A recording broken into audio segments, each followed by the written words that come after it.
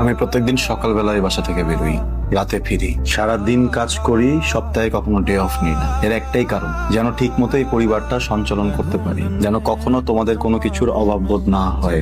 কারণ আমি বিশ্বাস করি তোমাদের আসলে কোনো কিছুর অভাব নেই। এর বিনিময়ে কিন্তু তোমাদের কারো কাছ থেকে আমার কোনো কিছু চাওয়া পাওয়া নেই। শুধু ছোট্ট একটা রিকোয়েস্ট আছে, আমার ওয়াইফ তার ফ্যামিলিকে ছেড়ে এই বাড়িতে আসছে আমার জন্য। এই বাড়ির কেউ যেন আমার ওয়াইফের সাথে কোনো রকমের কোনো বাজে আচরণ না করে, আর যদি করে আমি কিন্তু ব্যাপারটাকে একদম ভালোভাবে নিব। আমার কি অত বড় সাহস আছে? কোন প্রেসিডেন্টের নাতি আমার বাড়িতে বউ হয়ে আসছে? আমি তো সেটাই জানি না। আচ্ছা বাদ দাও না, খাও, নাস্তা করো। খাবার টেবিলে এত কথা বলতে নেই। তুমি খাও, আমার তো নাস্তা গলা দিয়ে নামতেছে না। তোমার কিভাবে নামতেছে আমি সেটাই বুঝতে পারতেছি না। তোমার তো আত্মসম্মান বোধ বলে কিছু নেই, যত সব। মানে তোমারই শরীর খারাপ করবে। তুই চুপ থাক, বেশি জ্ঞান দিতে আসছে। রাফিক, রাফিক, হ্যাঁ বলো। কালকে থেকে অফিসে বসবি। কাল থেকে অফিসে বসবো মানে? অফিসে বসবি মানে অফিসে বসবি, ব্যবসার কাজ বুঝবি, ব্যবসা করবি। ভাইয়া সামনে আমার এক্সাম আছে, পড়ালেখা করতে হবে। আর হুট করে বললে হবে নাকি? হুট করে বলা যাবে না, তাই তো? কি করবো? ইনভাইটেশন কার্ড ছাপাবো তোর জন্য নাকি পত্রিকাতে দেখবো? ভাইয়া আমাদের পড়ালেখা করতে হবে, ক্লাস করতে হবে। ক্লাস না করলে মার্ক কেটে দেবে। সপ্তাহে কদিন ক্লাস তো? 2 দিন।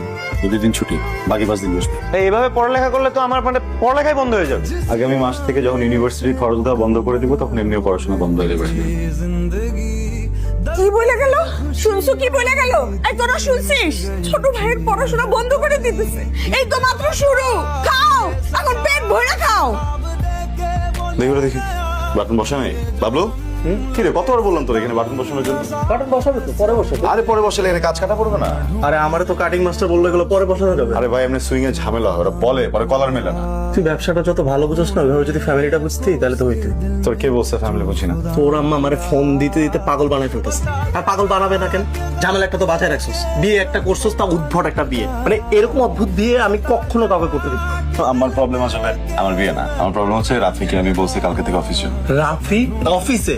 হ্যাঁ, তুই আর আমি ফ্যাক্টরিতে বসলাম, ও অফিসটা শিখলো, তাহলে ভালো হয় না? ভাই তোর পায়ে পড়ি ভাই, আমি তোর ভাইরে হ্যান্ডেল করতে পারবো না। তোদের মধ্যে খালি জিনটা ছাড়া আর কোনো মিল নাই। তুই আর তোর ভাই পুরো 2 মেরুর 2 জন। জানিস না, ভালো আছে, একটু শাসন করে বুঝাইতে হবে, শাসন করে বুঝাইতে হবে। চল চা খাই।